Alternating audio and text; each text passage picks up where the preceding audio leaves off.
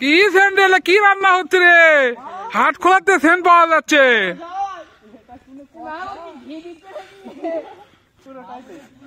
কি রান্না হচ্ছে মাহবুর ভাই? একেবারে হাজিপাড়া থেকে পাওয়া যাচ্ছে।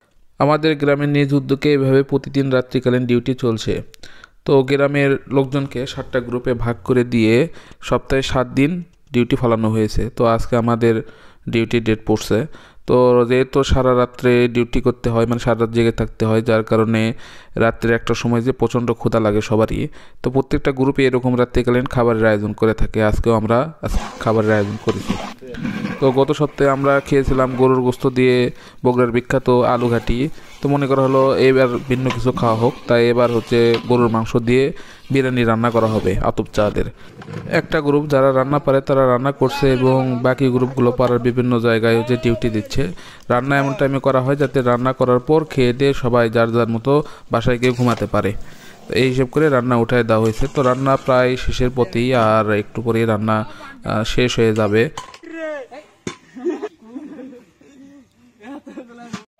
রান্নার শেষে খাবারগুলো সুন্দরভাবে পরিবেশন করা হচ্ছে। আর আজকে রান্না নিয়ে কি বলবো, আজকে রান্না আসলেই অসাধারণ হয়েছে।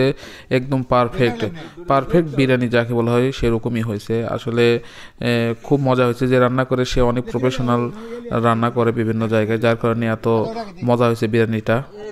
মেলা করে গোস্ত পাওয়া গেছে, ইনশাল্লাহ গোস্তের অভাব নাই।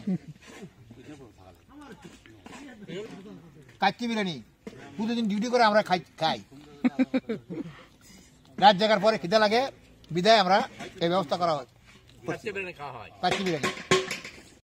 এভাবে সপ্তাহের একটা দিন আমরা সবাই মিলে মজা করি, খাওয়া দাওয়া করি, হই হুল্লোড় করি, একই সাথে ডিউটিও হয়ে যায়। এভাবে ডিউটি ঠিক রমজানের আগ পর্যন্ত চলতে থাকবে, যেহেতু এখন রাত অনেক বড়, মাঠ ফাঁকা। প্রশাসনের পক্ষ থেকে এরকম রাত্রিকালীন ডিউটির কথা বলা হয়েছিল।